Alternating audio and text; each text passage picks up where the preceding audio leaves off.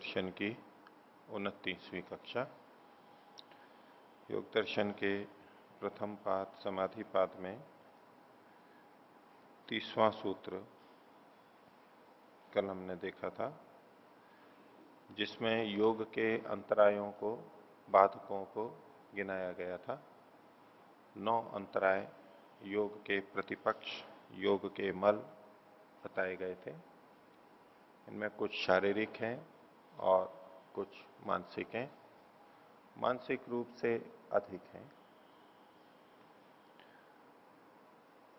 जब ये विक्षेप होते हैं,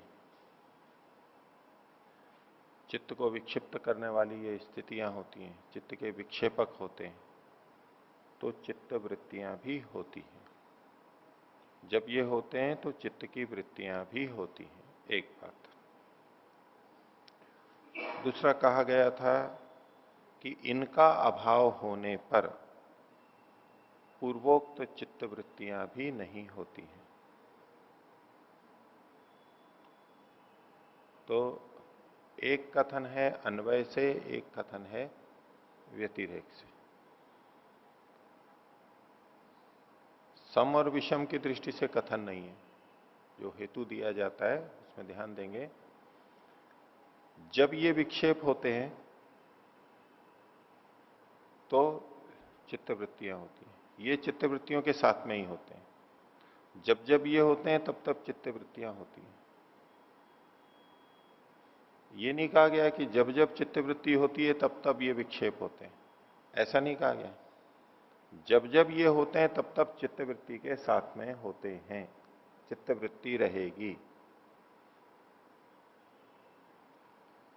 दूसरा कहा गया जब ये नहीं होते हैं तो पहले कही हुई चित्तवृत्तियां नहीं होती हैं। जहां जहां धुआं होता है वहां वहां अग्नि होती है, ये कहा गया। ठीक है। और ये नहीं कहा गया कि जहां जहां अग्नि होती है वहां वहां भी धुआं होता है, वहां वहां धुआं भी होता है, ऐसा नहीं कहा गया। हाँ, ये कहा गया कि जहां धुआं नहीं होता है, जहां धुआं नहीं होता है वहां वो अग्नि भी नहीं होती है। ठीक है, ठीक है, ये वाक्य है। जहां जहां धुआं होता है वहां वहां अग्नि होती है, एक बात। और जहां धुआं नहीं होता है वहां अग्नि भी नहीं होती है।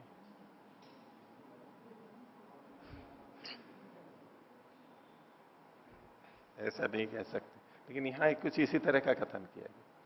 ये जो दूसरा वाक्य है ना, एते शाम अभावे, इनका अभाव होने पर, निषेध में कह रहे हैं, व्यतिरेक में, न भवंती पूर्वोक्ता चित्तवृत्त है, पहले कही हुई चित्त की वृत्तियां नहीं होती हैं।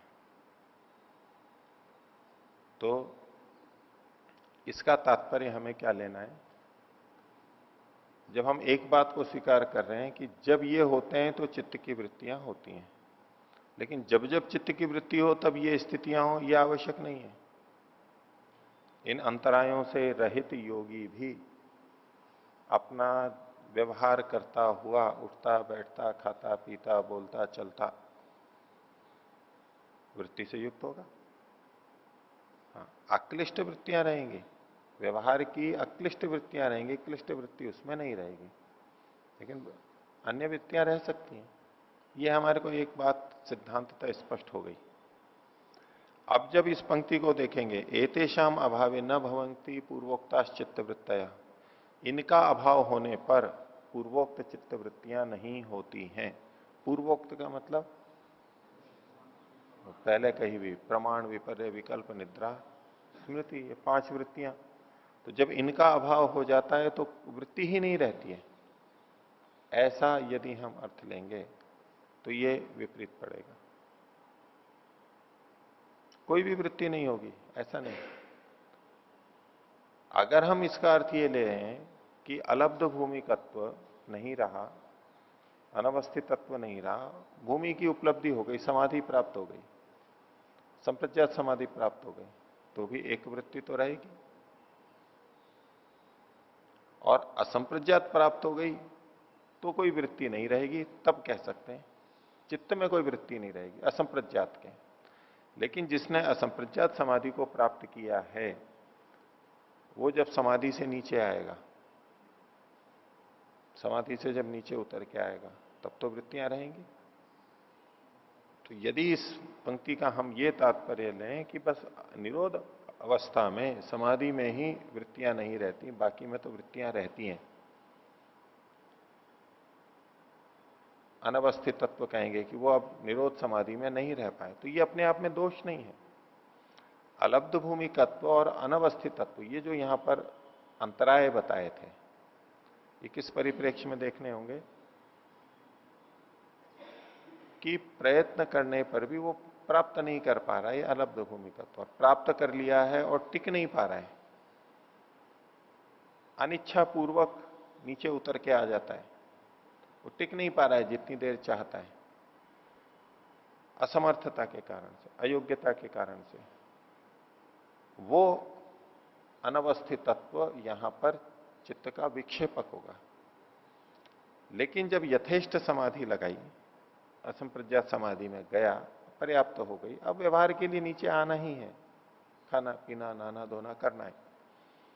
अब जब ये जो नीचे उतर के आया, इसको भी हम कह सकते हैं अनवस्थित तत्व है, भाई स्थिति नहीं है अभी समाधि की, निरोध समाधि नहीं है, वृत्ति सारूप्य है, तो ये कोई दोष नहीं है, ये कोई योग का बाधक नहीं है, ये तो योग का सहायक है। व्यवहार काल में वृत्तियों का यथोचित होना, अक्लिष्ट रूप में चलना योग का सहायक है, बाधक नहीं है। तो जब हमें ये स्पष्ट रहता है, तो अब जब यहां हम कहेंगे कि एतेषाम अभावे न भवंती पूर्वोक्ताश्च चित्त वृत्तयः, पहले कहीं भी चित्त की वृत्तियां नहीं होती, तब यहां पर हम उन्हीं चित्त वृत्तियों को लेंगे जो इन विक्षेपों के कारण से होती हैं। जब ये विक्षेप होते हैं तो चित्त वृत्तियों के साथ में होते हैं, तो इन विक्षेपों के साथ में कौन सी चित्त वृत्तियां होंगी? क्या प्रमाण वृत्ति को भी इसमें ले लिया जो ठीक है, उचित है, अक्लिष्ट? नहीं, विक्षेपों से संबंधित जो चित्त वृत्तियां हैं वो नहीं होंगी। जब ये विक्षेप होंगे और विक्षेप चित्त वृत्तियों के साथ में होते हैं, तो कौन सी चित्त वृत्तियां होंगी विक्षेपों के साथ साथ? क्लिष्ट होंगी, विक्षेपों के जैसी होंगी, विक्षेपों से संबंधित होंगी। विक्षेपों से संबंधित जो चित्त वृत्तियां हैं वो होंगी। जो विक्षेपों से संबंधित नहीं है, वो चित्त वृत्तियां विक्षेपों के कारण से थोड़ा ना कही जाएंगी। क्या हम ये कह सकते हैं कि जितनी भी चित्त वृत्तियां हैं वो विक्षेप के कारण ही होती हैं, इन 9 अंतरायों के कारण ही होती हैं? क्या हम ऐसा कह सकते हैं? इसके अतिरिक्त भी चित्त वृत्तियां होती हैं। तो जब ये कहा गया सहेते चित्त वृत्ति फिर भवंती, नहीं सहेते, हाँ, ये चित्त वृत्तियों के साथ में होते हैं, ये विक्षेप चित्त वृत्तियों के साथ में होते हैं। तो अब वहां चित्त वृत्तियों का मतलब सारी चित्त वृत्तियां नहीं ले लेना है। चित्त वृत्तियां होती हैं, लेकिन कौन सी चित्त वृत्ति होंगी? जो विक्षेपों के अनुरूप होंगी, जो विक्षेपों से संबंधित होंगी, वो चित्त वृत्तियां होंगी। जब जब विक्षेप होंगे तब तब चित्तवृत्ति होगी। तो अब ये जो चित्तवृत्ति शब्द है, इसका ये मतलब नहीं ले लेना है कि सारी चित्तवृत्तियां, इनसे संबंधित चित्तवृत्तियां। और जब कहा एतेषाम अभावे न भवंती पूर्वोक्ता चित्तवृत्ति, तो इनका अभाव होने पर जो चित्तवृत्तियां नहीं होंगी वो कौन सी होंगी? जो इनसे उत्पन्न होने वाली है वो नहीं होंगी। अब इस पंक्ति का ये अर्थ नहीं लेंगे कि जितनी भी चित्तवृत्तियां हैं वो कोई भी नहीं होगी। जब इनका अभाव हो जाएगा तो कोई चित्तवृत्ति ही नहीं होगी उस व्यक्ति में। ये व्यवहार से विपरीत अर्थ हो जाएगा, प्रत्यक्ष विरुद्ध हो जाएगा। ऐसा कोई योगी नहीं मिलेगा, ना हुआ ना होगा, कभी हो ही नहीं सकता ऐसा। इसलिए इस पंक्ति का हम वो अर्थ नहीं ले लेंगे।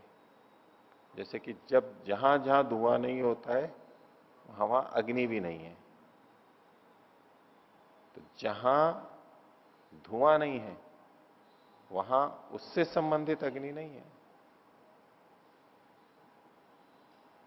ठीक है, जहां जहां धुआं होता है वहां वहां अग्नि होती है। और फिर कहा होगा जहां धुआं नहीं होता है वहां अग्नि नहीं होती, तो क्या अर्थ निकलेगा? उस धुएं से संबंधित अग्नि नहीं होगी। जिस धुएं के होने पे जिस अग्नि का ज्ञान होता है, अब वो धुआं नहीं है तो उससे संबंधित अग्नि नहीं है। इस रूप में तो भले ही कह सकते हैं, नहीं तो ये उल्टा पड़ेगा।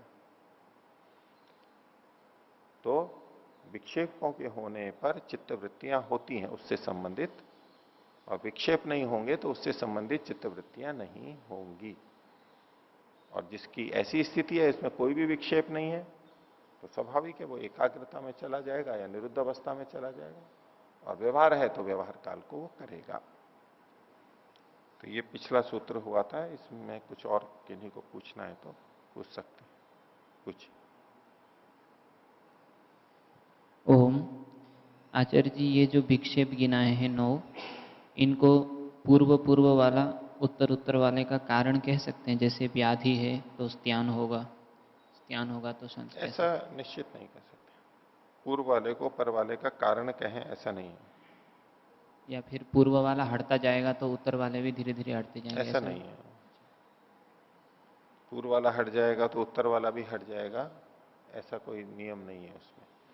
स्वस्थ व्यक्ति में भी स्त्यान रह सकता है। अब वैसे तो स्वस्थ की परिभाषा आप व्यापक ले लेंगे तब तो सभी कुछ आ गया उसमें। वहां तो स्वस्थ का मतलब हो जाएगा आत्मस्थ। स्व माने स्वयं में स्वस्थ है। स्वस्थ हैं आप, जब हम पूछते हैं स्वस्थ हैं, बोले हाँ स्वस्थ हैं। वहां स्वस्थ का मतलब तो शरीर का लिया जाता है, जो लोक प्रचलित अर्थ है। स्वस्थ है मतलब शारीरिक रूप से, या थोड़ा और भी कर लेते हैं तो मानसिक रूप से, भाई कोई बीमारी नहीं है, मानसिक रूप से चिंता नहीं है, रोग नहीं है मानसिक रूप से, इतना ही तो लेंगे, बाकी तो नहीं लेते। और छोटे मोटे रोगों को तो रोग मानते ही नहीं है। नहीं, भूत भविष्य नहीं। कुछ लोग, अब जो तो छोटा मोटा रोग तो सबको होता ही है, शरीरम व्याधि मंदिरम। और कुछ लोग रोग उसको मानते हैं जिसमें कि बिस्तर पे पड़ जाए, उठ नहीं सके, चल नहीं सके, खाना पीना कार्य से छुट्टी लेनी पड़े, तब तो कहते हैं बीमार है। अब भले ही सिर दर्द हो रहा है, जुकाम हो रहा है और कुछ है, लेकिन कार्य चल रहा है, अपने कार्य को यथावत कर रहे हैं, घूम रहे हैं, फिर रहे हैं, उसको रोग नहीं मानते कुछ लोग। बाकी वैसे तो आयुर्वेद की दृष्टि से रोग है। स्वस्थ है मतलब आत्मस्थ है। ठीक है, किसी को बोल सकते हैं, आशा है आप स्वस्थ हो गए। आशा है आप स्वस्थ की जगह पे लिख दें आत्मस्थ होंगे। आशा है आप आत्मस्थ होंगे। तो उससे नीचे की स्थिति में आप कुछ ना कुछ तो रोगियों मानेंगे ही, लेकिन उतने अर्थ में नहीं। रसकरण धातु वैषम्य, धातु रसकरण वैषम्य जो है तो, हाँ। और दूसरा है जी, ईश्वर प्रणिधान, ईश्वर के प्रणिधान से और प्रणव के जप से ये नहीं होते हैं ऐसा कह रहे हैं, तो उसके होने से इनका ना होना, इसमें कैसे मतलब कार्य कारण संबंध लगेगा? हाँ, उसके होने पर ये नहीं होते, अंतरायों का अभाव हो जाता है। तो अभाव को दो ढंग से, दो तरीकों से देख सकते हैं, दो अर्थ उसके निकलेंगे। एक तो ये कि होते ही नहीं है उसको, ये भी अभाव है कि उसमें ये रोग, ये चीजें नहीं मिलेंगी। एक है कि रोग हैं, आ गए हैं और वो हट जाते हैं, हट जाते हैं, ये भी तो एक अभाव होगा। विद्यमान है, ये अंतराय विद्यमान है, और ईश्वर प्रणिधान से, इस प्रणव जप से वो हट जाते हैं, ये भी एक अभाव है। एक आते ही नहीं है या होते ही नहीं है उसको, दोनों दृष्टियों से देखा जा सकता है। तो ईश्वर प्रणिधान और प्रणव जप, तज्जपस तदर्थ भावनम, ये तो सब रोगों की दवा हो गई। ठीक है, व्याधि तो वैसे ही आ गई, रोग मतलब तो व्याधि है, लेकिन शारीरिक मानसिक और सब बाधाओं की एक दवा, अचूक दवा। कोई भी रोग हो, एक दवा। इसके अलावा बचा क्या है योग के लिए बाधक? इन 9 अंतरायों के अलावा कोई ऐसी चीज बची है जो इनमें नहीं आ पाती हो? उसमें आ जाएगी। अब जब हम ये देखते हैं कि इससे ये कैसे हो जाता है। बोले जप करने वाले तो बहुत हैं, ईश्वर प्रणिधान करने वाले तो बहुत हैं, लेकिन उनमें इनका अभाव तो नहीं होता है, कुछ ना कुछ मिल जाता है। तो इसका मतलब थोड़ा सा हम समझ करके देखते हैं। पहला तो ये नहीं समझना है कि जो ईश्वर प्रणिधान कर रहा है या जप कर रहा है उसके ये चीजें तत्काल हट जाएंगी। तत्काल नहीं है, समय तो लगता ही है। कोई कहे कि जो झाड़ू लगाएगा तो वो कचरे को हटा देगा, झाड़ू लगेगी तो कचरा हट जाएगा। तो इसका ये मतलब नहीं कि उसने झाड़ू लगानी शुरू की और कचरा हट जाएगा। हट जाएगा झाड़ू लगाते ही, तो झाड़ू लगाते ही तो कचरा हटता ही है, क्यों नहीं हटेगा? मना कर रहे हो आप? क्यों, झाड़ू लगाई तो हटेगा। हाँ, जितना लगाएंगे उतना ही तो हटेगा। अब कमरा बड़ा है, हॉल बड़ा है, इतना बड़ा मैदान है, तो थोड़ी सी झाड़ू लगाई उससे सारा थोड़ा हट जाएगा। लेकिन इससे क्या ये चीज खंडित हो जाती है कि झाड़ू लगाई और देखो कचरा तो हटा ही नहीं है? ऐसा कह सकते हैं क्या? भाई हमने जब कहा झाड़ू लगने से कचरा हटता है या नहीं हटता है, हाँ या ना? हाँ ही तो बोलोगे या ना बोलोगे? झाड़ू लगने से कचरा हटता है ना? हटता है। तो बोले झाड़ू लग रही है फिर भी कचरा विद्यमान है, तो आपका वो कथन ठीक नहीं था कि झाड़ू लगने से कचरा हटता है। तो झाड़ू तो लग रही है ना, लगने से हटता है, तो झाड़ू लगा दी इसने। नहीं, झाड़ू लगा भी दी ना,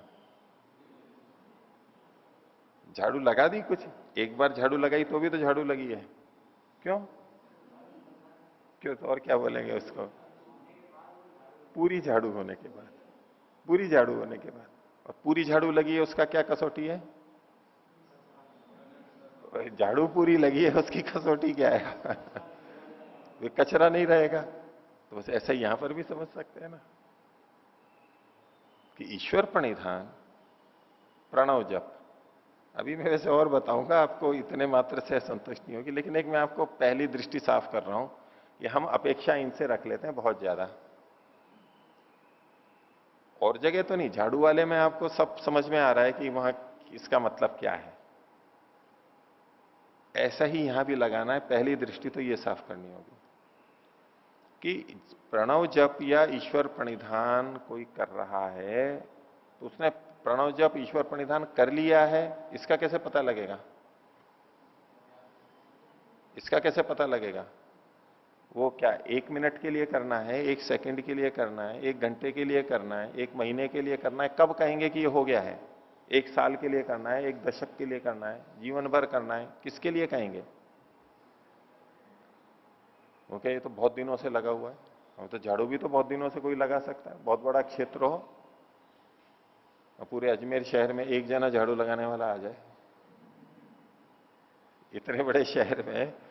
बोले कब से झाड़ू लगा रहा है? बोले महीने भर से झाड़ू लगा रहा है। बोले शहर तो गंदा पड़ा है। भाई एक आदमी इतने बड़े शहर में कहां तक झाड़ू लगाएगा? लगा तो रहा है बहुत दिनों से, लेकिन कचरा बहुत ज्यादा है, नहीं होगी। ऐसे ही ईश्वर प्रणिधान या प्रणव जप, तो जपस तदर्थ भावनम, दोनों में से जो भी लेना चाहे वो चल रहा है, किया है, वो सारा हो गया ऐसा थोड़ा ना कह सकते हैं। पर हम उसके लिए क्या देखते हैं? ये तो कई महीनों से लगा हुआ है, कई सालों से लगा हुआ है, तो अब तो हो ही जाना चाहिए था। भाई क्या पता वो दूसरी कचरा इतना ज्यादा है कि वो नहीं हो पा रहा है, तो और ढंग से झाड़ू नहीं लगाई है तो भी तो कचरा रह जाता है। एक झाड़ू यहां मारी, दूसरी वहां मारी, तीसरी वहां मारी, जल्दी जल्दी करके यहां लगा दी झाड़ू। घास काटने जैसा बोलते हैं ना, घास काट दी इसने।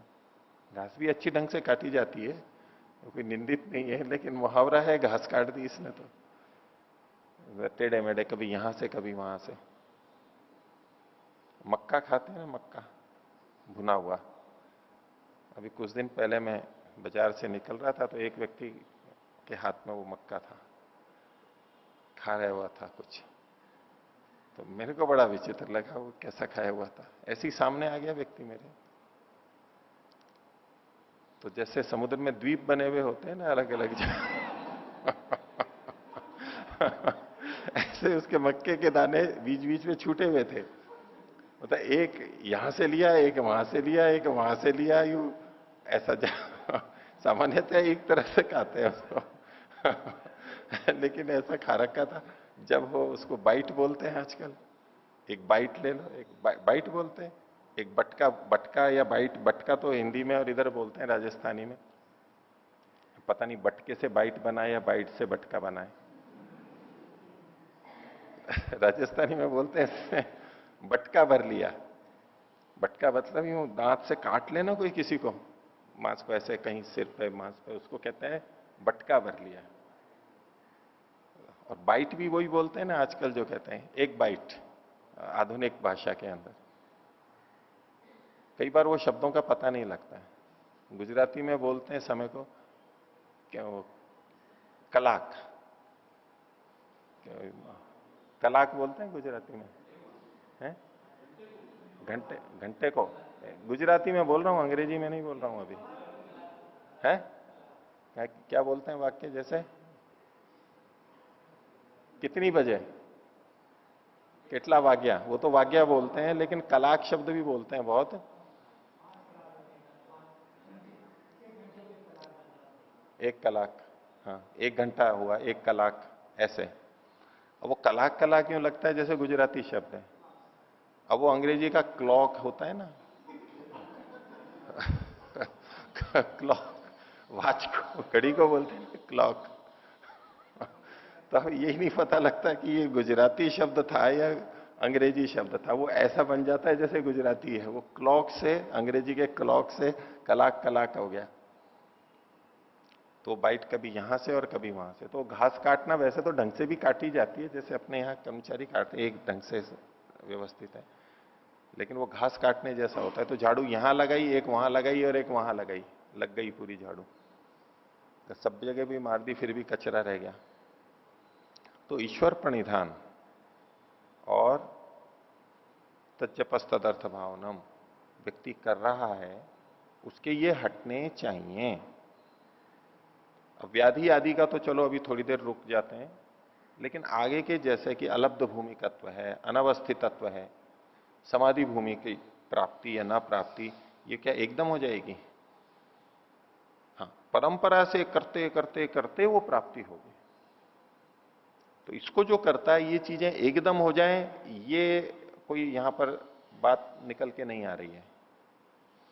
कि जो इसको करता है अपि अंतराया भावश्य तथा प्रत्येक चेतनाधिगम अप्यंतराया भावश्य, अंतरायों का अभाव हो जाता है।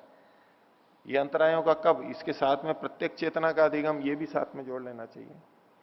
ये ऐसे ही छोटा मोटा जप नहीं है, ये थोड़ा मोटा ईश्वर प्रणिधान नहीं है।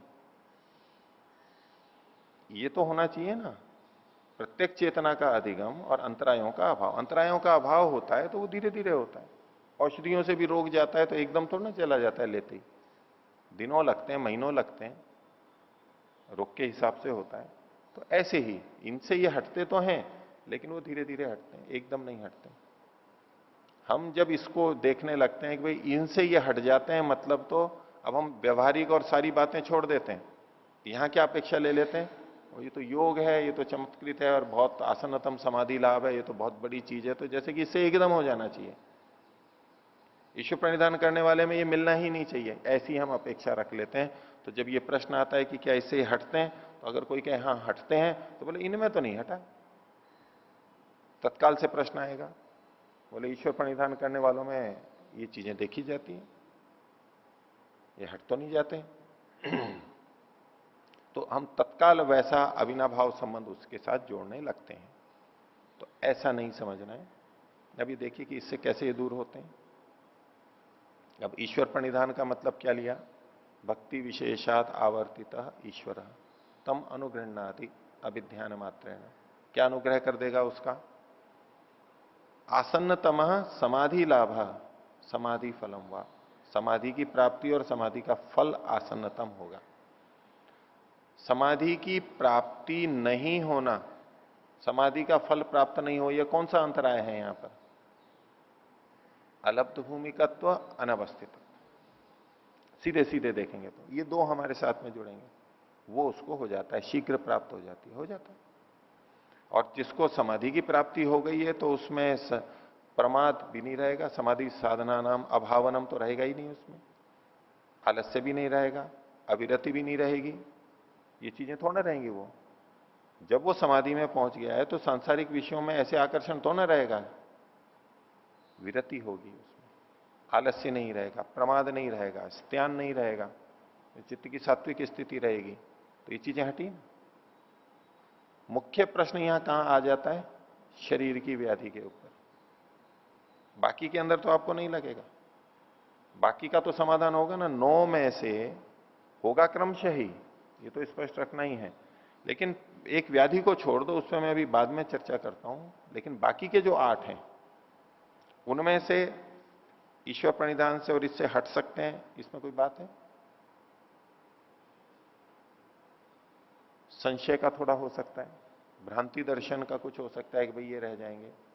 लेकिन जब व्यक्ति ठीक ढंग से ईश्वर प्रणिधान करता है, ईश्वर को स्वीकार करता है, ईश्वर की रचना को स्वीकार करता है, ठीक है, भक्ति विशेष करता है, अर्थ की भावना करता है। अब जब तज्जपस तदर्थ भावनम में केवल इतना ही थोड़ा है कि ईश्वर सर्वव्यापक है, सर्वव्यापक है, इतना ही थोड़ा होगा अर्थ भावना, अर्थ भावना भी तो पूरी होगी उसकी।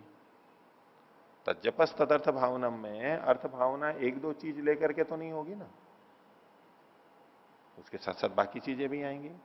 वो न्यायकारी है, वो सर्वव्यापक है, वो दयालु है, वो विद्या से युक्त है, वो निर्लिप्त है, असंग है, ये सारी चीजें भी तो आएंगी उसके साथ साथ। अगर उसको सारे को वो जानता है, ईश्वर ज्ञान प्रदाता है, सृष्टि का रचयिता है, पालन करता है, उपसंहार करता है, उसने सृष्टि क्यों बनाई है, क्यों शरीर बना करके दिए हैं, कर्मफल व्यवस्था कैसे होती है, ये सारी चीजें आएंगी एक एक करके, तब अर्थ भावना परिपूर्ण होगी। और जब ये हो जाएगा, किसी को ये सारा स्पष्ट है, अर्थ भावना कर पा रहा है वो, तो उसको ईश्वर और ईश्वर की बनी हुई सृष्टि में संदेह कहां रहेगा? उन वस्तुओं में, विशेष रूप से उन वस्तुओं में जो मुक्ति प्राप्ति के लिए आवश्यक है, अन्य में कभी उसको संदेह हो सकता है।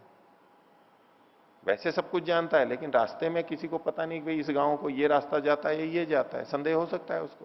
पहले मैं गया था, भूल गया, इस रास्ते से मुड़ू या उस रास्ते से मुड़ू, ऐसे संदेह तो अलग बात है, ये व्यवहार के हैं, इसका मुक्ति से संबंध नहीं है। लेकिन मुक्ति के लिए आवश्यक जो ज्ञान है वो उसको हो जाएगा, वो संदेह नहीं रहेगा उसको। ईश्वर तत्जपस तदर्थ भावना में यदि ठीक ठीक है तो उसको कोई संदेह नहीं रहेगा, संशय नहीं रहेगा, और भ्रांति भी नहीं रहेगी, उल्टा ज्ञान भी नहीं रहेगा।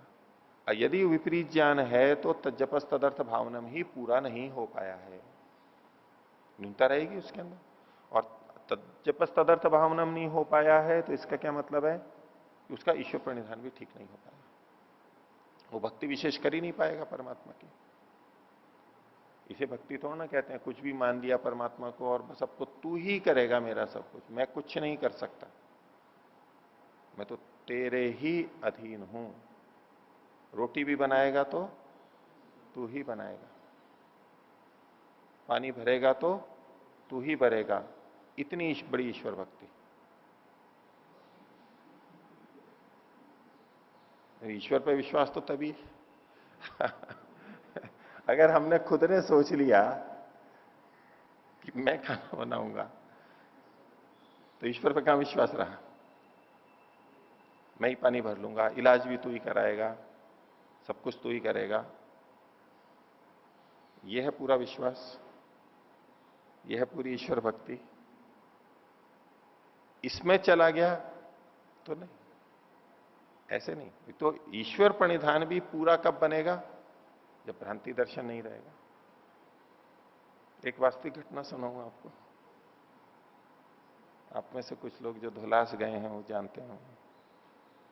वहां एक साध्वी जी हैं, मौन में है कई सालों से, तो उनकी बड़ी विचित्र विचित्र घटनाएं। वो जो साध्वी बनी उससे पहले घर पे थी, तो ईश्वर भक्ति में थी, जप करती थी बहुत। तो बोले कि ईश्वर अगर रक्षक है, वो बिंदु बहुत उठाया उन्होंने कि ईश्वर सर्वरक्षक है। बोले अगर ईश्वर रक्षक है तो मैं आंख बंद करके साइकिल चलाऊंगी तो भी टक्कर नहीं होनी चाहिए। ठीक है ना। तो विद्यालय जाती थी अपनी बहन को लेकर के साइकिल पे, तो उनका कहना है कि मैंने आंख बंद कर ली और मैं चल पड़ी और ठीक जगह पे पहुंच गई। यह है ईश्वर विश्वास पूरा। फिर एक और घटना सुनाती हैं वो कि ईश्वर अगर रक्षक है और मैं भक्त हूं, भक्तन हूं यूं कहो, ईश्वर की भक्ति पूरी है, ईश्वर रक्षा करता है, तो बीच में एक नाला पड़ता था पानी का, बारिश में पानी बहता था, उसमें पत्थर पत्थर भी होंगे, तो पुलिया पे जाकर के बोले मैं साइकिल को नीचे गिराऊंगी, और ईश्वर रक्षक है तो रक्षा करेगा मेरी, करनी चाहिए ना, भक्ति की पराकाष्ठा देखें। तो अपनी बहन के साथ मेरे को जैसा याद आ रहा है, उन्होंने ऐसा बताया, साइकिल को पुलिया से नीचे गिरा दिया पानी के अंदर ऊपर से, और साइकिल नीचे गई, उनको कुछ भी नहीं हुआ, ईश्वर ने रक्षा की ना। ऐसी ऐसी कई बातें होती हैं।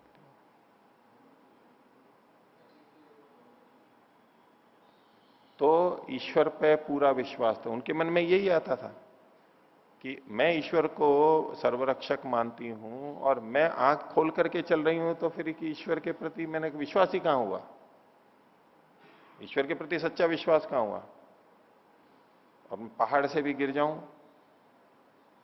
तो ईश्वर को रक्षा करनी चाहिए, तभी तो पता लगेगा कि ईश्वर सर्वरक्षक है, नहीं तो अविश्वास है, अभी तक पूरा विश्वास नहीं है।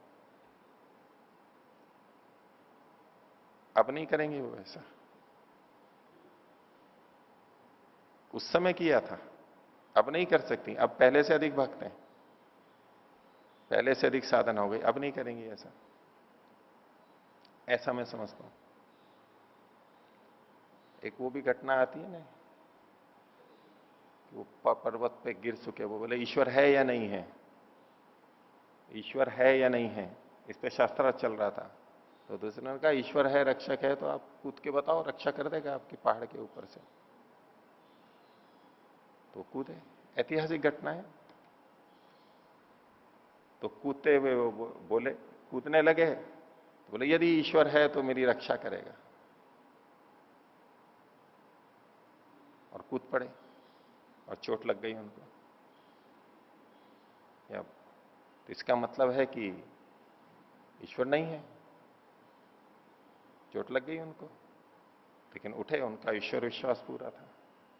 बोले नहीं, मेरे बोलने में कमी रह गई, मैंने यदि शब्द लगा दिया था, यदि ईश्वर है तो ये संदेह का कारण है ना, ये वाक्य ही बताता है, यदि ईश्वर है तो मेरी रक्षा करेगा। यदि क्यों लगा दिया आपने? आपको चोट इसलिए लगी क्योंकि आपको ईश्वर पे पूरा विश्वास नहीं था।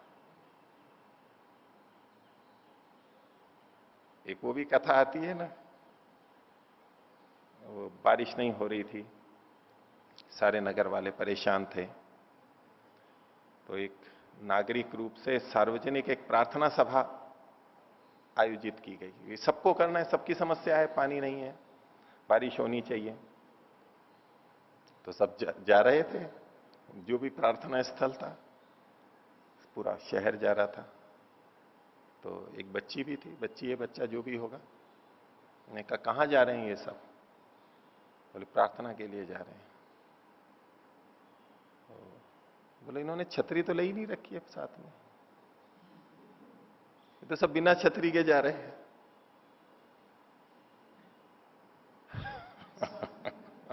भाई बिना छतरी के जा रहे हैं, इसका क्या मतलब है? प्रार्थना करने जा रहे हैं बारिश के लिए और बिना छतरी के जा रहे हैं। फिर की कथा में ऐसा सुनाते हैं कि वो बच्ची छतरी लेकर के गई।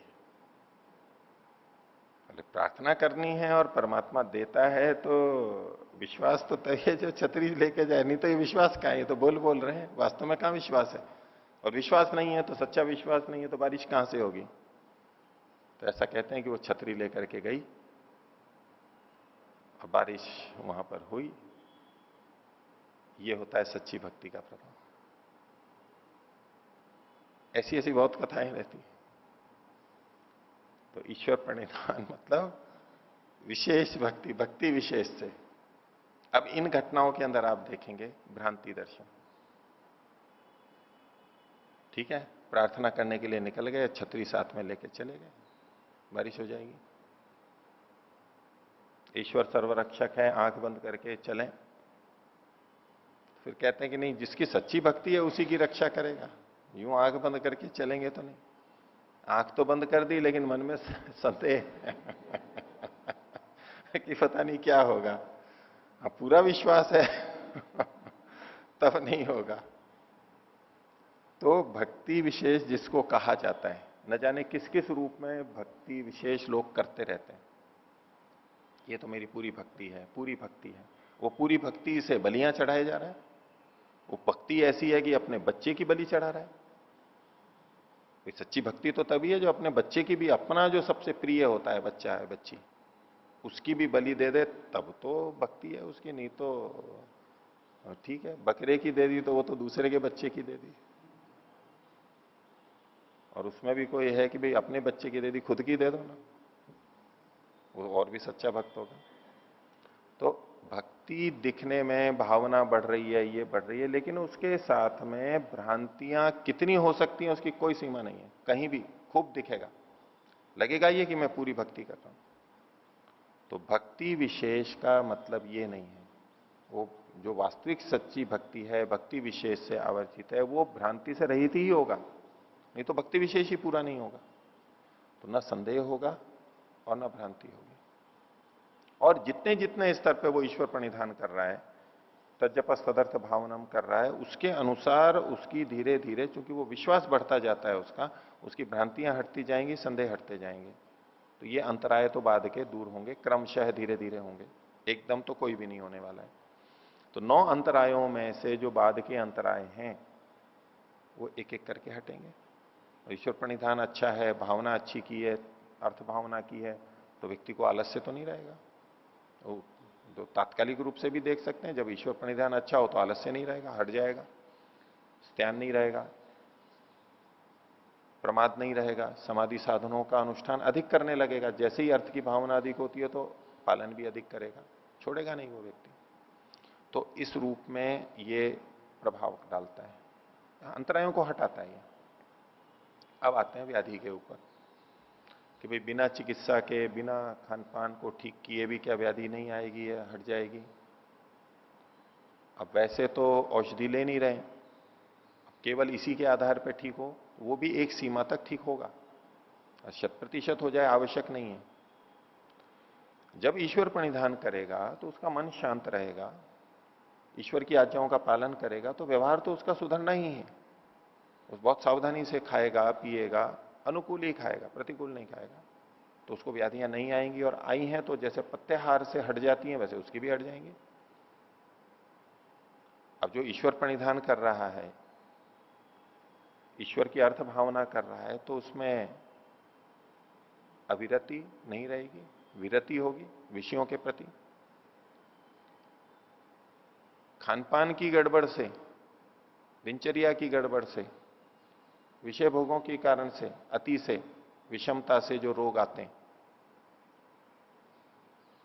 वो अविरति को ही तो बताते हैं। अगर हमें संयम होता है तो हम खान पान उचित रखेंगे, अपना व्यवहार ठीक रखेंगे, जितनी जितनी जहां कमी है उतनी उतनी अविरति माननी होगी। कम से कम अपने ज्ञान के अनुसार तो करें। और इतना हमें बहुत ज्ञान रहता है कि हम अपने ज्ञान के अनुसार करते हैं तो ठीक खाते पीते हैं, अगर ज्ञान के अनुसार भी कर लें तो। और जिसको ईश्वर प्रणिधान है वो तो अपने इससे संबंधित ज्ञान को हमेशा बढ़ाता ही रहेगा, जानता रहेगा, देखता रहेगा, अपने अनुकूल प्रतिकूल चीजों को अनुभव करता रहेगा, ये मेरे अनुकूल है प्रतिकूल है, बहुत सावधान रहेगा। बस जीवन के शरीर के महत्व को समझता है तो वो ध्यान रखेगा हर छोटी छोटी बातों का। तो स्वभावतः आना ही है, और ऐसा आने से उसके रोग कम आएंगे, रोग हैं वो हट जाएंगे, पता लग जाएगा कारण हटने से। तो इस तरह से व्याधि पे भी असर आएगा। तो पहला तो इसमें मानसिक स्थिति अच्छी होने से ईश्वर प्रणिधान से जब से मानसिक स्थिति अच्छी होती है, शांति होती है, उद्विग्नता नहीं होती है, मस्तिष्क का, बुद्धि का, मन का संतुलन रहता है, तो मस्तिष्क के द्वारा संचालित जो हमारा पूरा तंत्र है शरीर का, वो भी ठीक ठीक होता है। ये जो रसकरण धातु वैषम्य इत्यादि जो बात कही, धातु रसकरण वैषम्य कहा, तो शरीर में बहुत सारे स्राव भी होते हैं, अंतःस्राव होते हैं, एंजाइम्स निकलते हैं, हार्मोन निकलते हैं, उनकी न्यूनाधिकता से भी तो रोग होते हैं। कहते हैं ये थायरोक्सिन का स्राव अधिक बढ़ गया है, थायराइड ग्रंथि से निकलता है। पेट में मान लीजिए स्राव है, पेट में है, आंतों में है, और इंसुलिन भी एक तरह का ऐसे ही अंतःस्राव है, इससे भी फर्क पड़ता है। ऐसे कौन सा स्राव बढ़ता है घटता है, इसका पर्याप्त नियंत्रण हमारे बुद्धि के साथ में होता है। नॉर्फिन, एपिनॉर्फिन हार्मोन होते हैं, एड्रेनलिन होता है, नॉर एड्रेनलिन होता है, बहुत सारे हार्मोन होते हैं, अलग अलग ग्रंथियों से निकलते हैं। गुर्दों के ऊपर अधिवृक्क प्रांत होती, वहां से निकलता है, यकृत से निकलते हैं, आमाशय से भी निकलते हैं, अग्न्याशय से निकलते हैं, पैंक्रियास से निकलते हैं, बहुत सारे स्राव निकलते रहते हैं। उनकी न्यूनाधिकता में एक बड़ा कारण हमारा मस्तिष्क, चित्त, मन है। क्योंकि वहां जब अव्यवस्था होती है तो इधर भी अलग अलग चीजें, अलग अलग स्राव होने लगते हैं।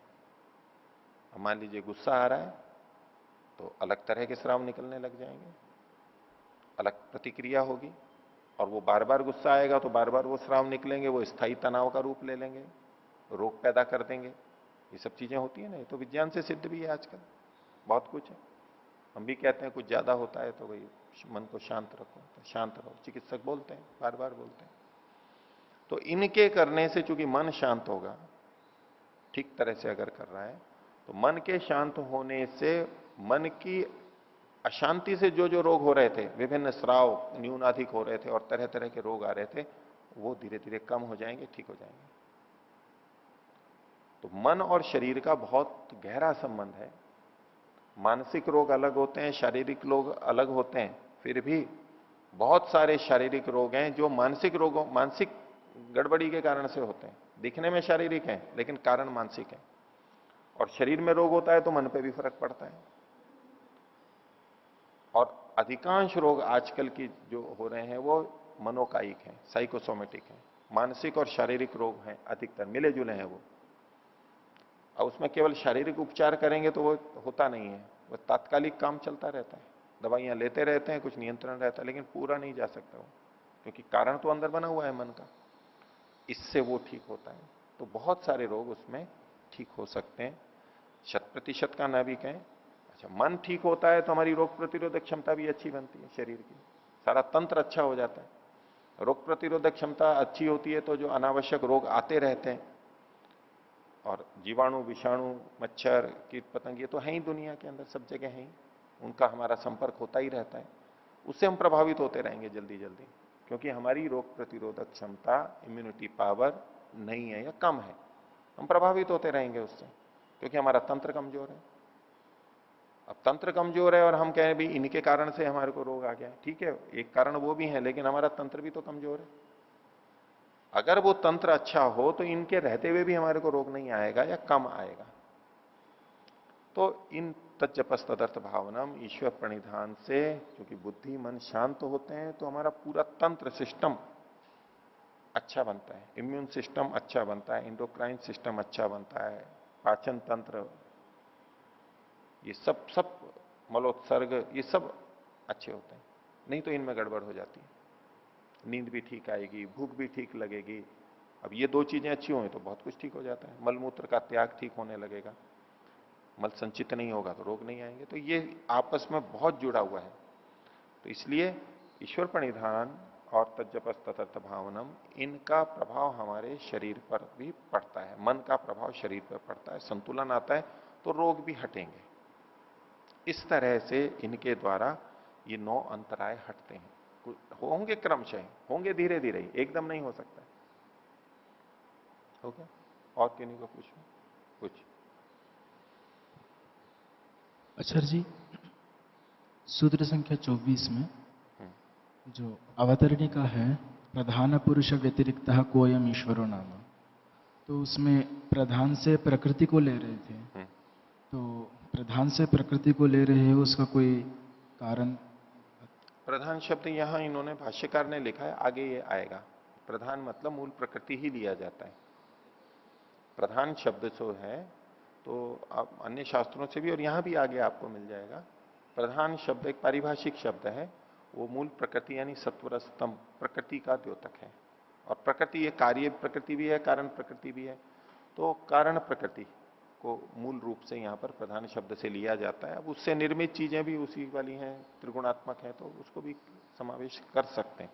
प्रकृति और प्रकृति जन्य सारे पदार्थ हैं ये, क्योंकि मूल चीज लेकिन तीन ही है। मूल प्रकृति जो एक है वो प्रधान का है। मतलब इसको हम शास्त्र के अनुसार प्रधान मतलब प्रकृति शास्त्र में मानना पड़ेगा। शास्त्र के अनुसार, हाँ।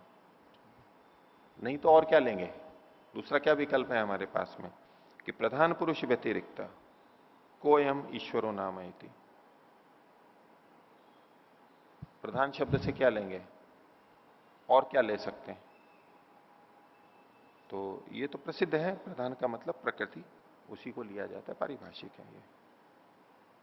इसको आप देखना चाहें तो 2:8 के अंदर इस शब्द का प्रयोग मिल सकता है। प्रधान शब्द वाच्य 2:18 निकालिए, दूसरे पाद का साधन पाद का 18वां सूत्र।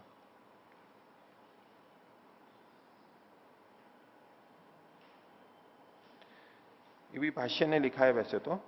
18वें सूत्र में है, प्रकाश क्रिया स्थितिशीलम भूतेन्द्रियात्मकम भोगाप वर्गार्थम दृश्यम।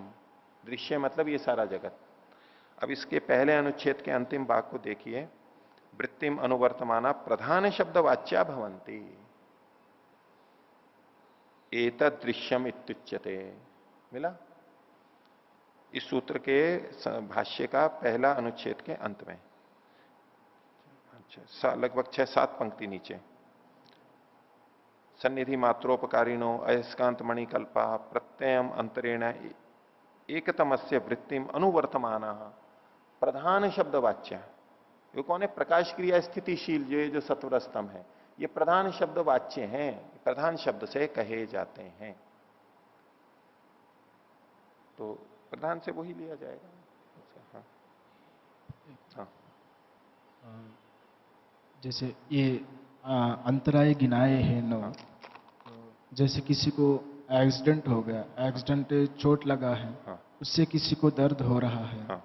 उससे चित्त वृत्ति हो नहीं पा रही है, चित्त में वृत्तियां बन रही है, तो क्या उसको हम व्याधि में ले सकते हैं? बिल्कुल लेंगे। देखिए, रोग एक तो आंतरिक होते हैं, एक बाह्य भी होते हैं। आगंतुक रोग बोलते हैं। निज और आगंतुक, ये दो भेद वर्गीकरण कई ढंग से किए हैं। इसमें निज और आगंतुक ये आयुर्वेद में भेद किए जाते हैं। निज मतलब अपने, आगंतुक यानी बाहर के कारण से। तो जो आप दुर्घटना का कह रहे हैं, एक्सीडेंट में चोट लग गई इत्यादि, टक्कर लग गई, तो ये आगंतुक रोग कहलाते हैं, बाहर से आने वाले।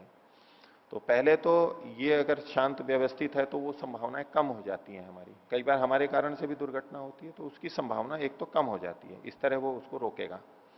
और अगर हो भी गई है हमारे कारण भी या दूसरे के कारण से दुर्घटना हो गई है, तो अब उसमें जो पीड़ा है वो अपेक्षाकृत कम होगी, औरों को ज्यादा होगी। वो चिल्लाएगा ज्यादा, रोएगा ज्यादा, ये ऐसे नहीं होगा। उसको एक सम स्थिति में रहेगा अपेक्षा से। जो पीड़ा होनी है शारीरिक दृष्टि से वो कुछ तो होगी। अब उसके बाद में मान लीजिए उस दुर्घटना में चोट लग गई है, घाव हो गया है, कुछ टूट गया है। अब इसके सुधरने की जो प्रक्रिया है, वो शरीर अपने आप जोड़ता है, घाव को भरता है, वो प्रक्रिया चलती है। हम संक्रमण को रोकने के लिए खराब ना हो औषधि आदि लगाते हैं, लेकिन भरता तो अंदर से ही है। कोशिकाएं बनती हैं, चमड़ी बनती है, हड्डी टूटी है वो जुड़ती है, ये प्रक्रिया तो अंदर अपने आप होती है ना। हम तो केवल बाहर से हानि ना हो उसको, या वो प्रक्रिया ठीक चलती रहे, ये इसका प्रयास करते हैं। चिकित्सा में औषधि या पट्टी आदि जो भी बांधते हैं, पट्टा बांधते हैं, वो सारा। तो जो अंदर की प्रक्रिया है वो प्रक्रिया अच्छी होगी, तेजी से होगी, जल्दी घाव भरेगा, पीड़ा कम होगी, व्यवस्थित होगा। फिर ईश्वर प्रणिधान है, तजपस तदर्थ भावनम है, शांत है, तंत्र अच्छा है, प्रतिरक्षा तंत्र अच्छा है, तो उसमें संक्रमण नहीं होगा, बिगड़ेगा नहीं। नहीं तो किसी के, आप बहुत देखते होंगे, किसी के चोट लगती है और बोले पक जाता है बहुत जल्दी, घाव ज्यादा होता है, भरता नहीं है और सड़ जाता है जल्दी, बहुत औषधियां करानी पड़ती हैं। ये सब क्या है, प्रतिरोधक क्षमता और तंत्र की न्यूनता का द्योतक है। चल तो रहा है लेकिन कम चल रहा है और हानि होती है। और किसी किसी को देखोगे आपकी घाव बहुत जल्दी भर जाते हैं उसके, थोड़ा सा कटा भर गया और औषधि नहीं लगाई तो भी भर जाता है उसका, अपने आप भर जाता है। रक्त समय पे रुक जाएगा, घाव सड़ेगा नहीं, ठीक भर जाएगा, दर्द ज्यादा नहीं होगा, ये सारी चीजें होती हैं। तो आगंतुक रोगों में भी जो व्याधि आ गई है तो वो शीघ्रता से जाएगी। औषधियां भी लेगा वो तो औषधियां उसके लिए शीघ्र काम करेंगी, थोड़ी औषधि भी उसको अच्छा काम कर जाएगी। और नहीं तो एक स्थिति आ जाती है कि दवाइयां लेते भी रहो तो भी कुछ फर्क नहीं पड़ रहा है, व्यर्थ व्यर्थ जैसी हो जाती है वो, ये बहुत मुश्किल होता है उसको ठीक। तो उस उन स्थितियों में भी ये तो लाभ करेगा, ऐसा समझ कुछ। ओम। आचार्य जी, यहाँ व्याधिर धातु रसकरण वैषम्यम ये वाक्य है। हम्म, हम धातु में ही रस आता है इसलिए रस से भिन्न धातु मानते हैं, हम्म, ऐसे आपने कहा। हम्म। ये भी कह सकते हैं कि ये धातु रक्त रस आदि ना लेकर आयरन की कमी बोलते हैं ना, किसकी? वो लोह लोह तत्व को लेंगे तो कैसे रहेगा? लोह तत्व की कमी? हाँ, धातु धातु को, धातु का अर्थ। हाँ नहीं, लोह तत्व की कमी तो मतलब जो आयरन की कमी हुई है उसका असर पड़ता है रक्त पे। जी धातु मतलब वो धातु नहीं है जो आप सोच रहे हो ना, जी इसकी कमी ठीक है। वो तो फिर मतलब लोहा आदि जो तत्व है मान लो, ठीक है, आप उसको एलिमेंट्स कहो या तो अब यूं कहें कि भाई कैल्शियम कम हो गया, फास्फोरस कम हो गया, ये वो हालांकि धातु नहीं कहलाते, वो तो आयरन। अधातु कहलाते हैं। लेकिन धातुओं के अंदर लोहा होता है, जिंक आता है, जिंक यशद आता है। आता है, वो हमारे शरीर में काम में आता है। और मैग्नीशियम भी कुछ काम, ऐसे कुछ कुछ धातुएं काम आती हैं। जी उस तरह का तो नहीं प्रतीत होता है, उसकी आहार की न्यूनता से ऐसा तो नहीं है। उसको यहां पर नहीं, अगर आहार वाला भी ले ले तो उनके होने से धातुओं की क्षीणता तो होगी। मान लो लोह की कमी हुई, आप मान भी लें भाई इसमें व्याधि। लोहे की कमी है, जी हीमोग्लोबिन की कमी बोलते हैं फिर उसको। हीमोग्लोबिन एचबी जो देखते हैं ना, जी कि 10 11 12 8 9 14 इतना है, उचित है अनुचित है, एचबी की कमी, हीमोग्लोबिन की कमी। हीमोग्लोबिन। तो हीमोग्लोबिन में हीम और ग्लोबिन दो चीजें होती हैं। जी तो ग्लोबिन तो एक प्रोटीन का नाम है और हीम जो है ये आयरन का ही जो रासायनिक नाम है, जी एच ई। ये जी। हीम ये लोहे के लोह तत्व के लिए बोलते हैं इसको। हीम जो होता है ना, हीम। हीमोग्लोबिन जो होता है वो लोहा और ग्लोबिन नाम के एक प्रोटीन, उनका संयोग होता है जिससे खून लाल लाल दिखता है। जी एफ ई फेरस, हाँ, फेरस। इसके लिए लोहे के फेर्रम। लिए एफ ई फेरस बोलते हैं। फेरस। लेकिन हीम शब्द जो है इसका या तो लेटिन या और किसी भाषा का है, उसमें ये जो शब्द बना है ना हीमोग्लोबिन, तो इसमें जो हीम है ये लोहे के तत्व को बताता है। इसका लोहे का नाम फेरस होता है, फेरस। एफ ई करके, एफ फेरस। कैपिटल और ई छोटा स्मॉल, वो रासायनिक संकेत एफ ई है, एच ई नहीं, एफ ई है। लेकिन हीम शब्द लोहे के लिए आता है, इस दूसरी भाषा का इसमें जोड़ करके, जो पुरानी भाषा है वो हीमोग्लोबिन में। तो लोहे की कमी का संबंध सीधे सीधे रक्त की न्यूनता से होता है। जिनको रक्त की न्यूनता होती है तो लोहा कम है तो हीमोग्लोबिन कम है, हीमोग्लोबिन कम है तो रक्त कम है, रक्त में लाली कम है, ये सीधा संबंध जोड़ देते हैं। जी तो कहते हैं खून की कमी है, इसका मतलब वो कहते हैं हीमोग्लोबिन की कमी है, लेकिन मोटे तौर पे कहते हैं खून की कमी है। अब हीमोग्लोबिन की कमी है तो उसको लोह तत्व, लोह तत्व। फेरस ऑक्साइड और या ये भस्में दी जाती हैं, लोह भस्म दी जाती है, जी कासीस भस्म दी, आयुर्वेद में भी देते हैं और एलोपैथी में भी लोहे से संबंधित चीजें दी जाती हैं, खान पान दिया जाता है। तो लोहे की कमी पूरा होने से हीमोग्लोबिन हो जाता है पूरा, एचबी बन जाता है, एचबी बनने से रक्त पूरा हो जाता है। तो कह सकते हैं आप कि वो लोह तत्व कम है मान लो, तो बाकी चीजें भी, धातुओं में भी न्यूनता तो आएगी। अगर आवश्यक जितना है, ये बहुत थोड़ी मात्रा में काम आते हैं, जी। ट्रेस एलिमेंट्स बोलते हैं। ट्रेस बिल्कुल स्ट्रेस। छोटा सा अल्प मात्रा में उतने हमारे शरीर के लिए आवश्यक होते हैं।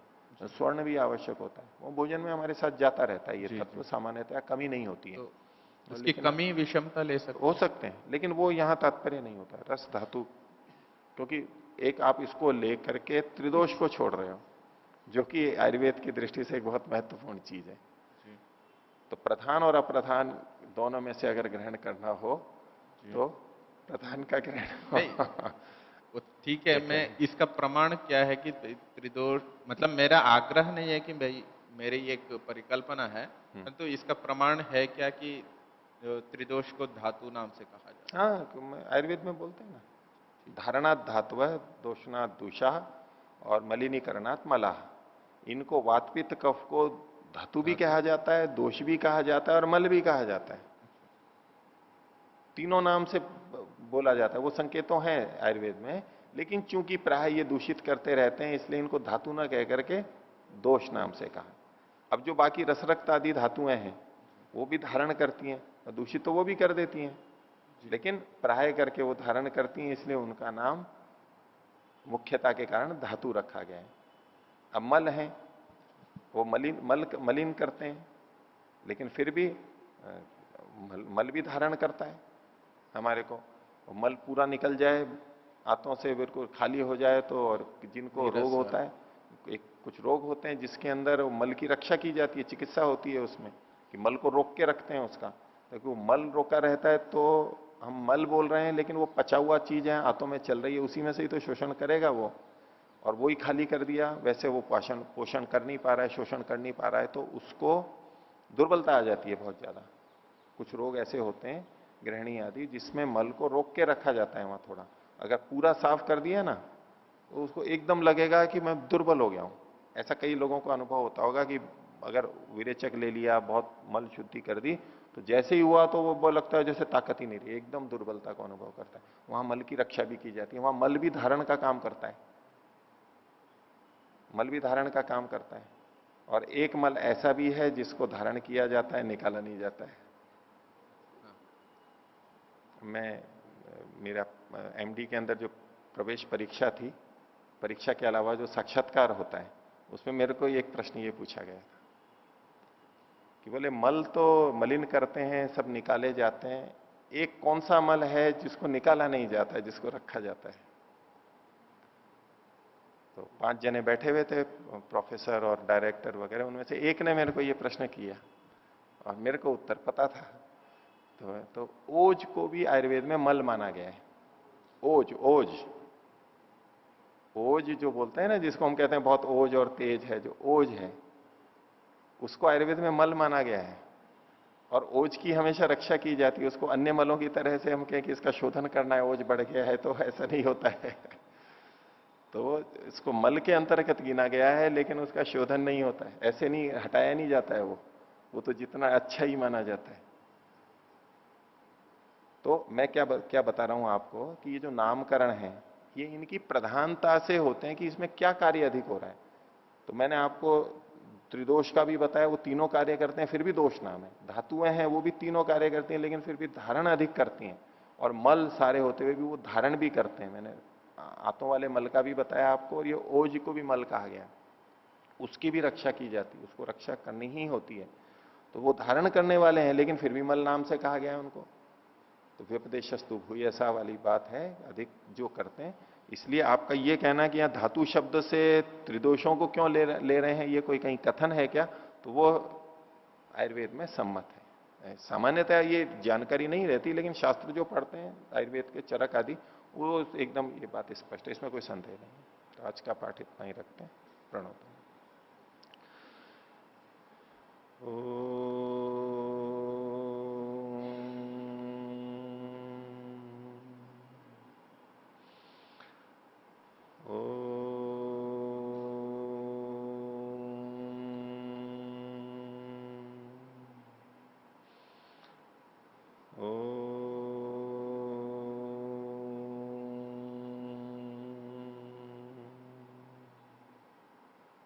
सभी को सदर विवेदन।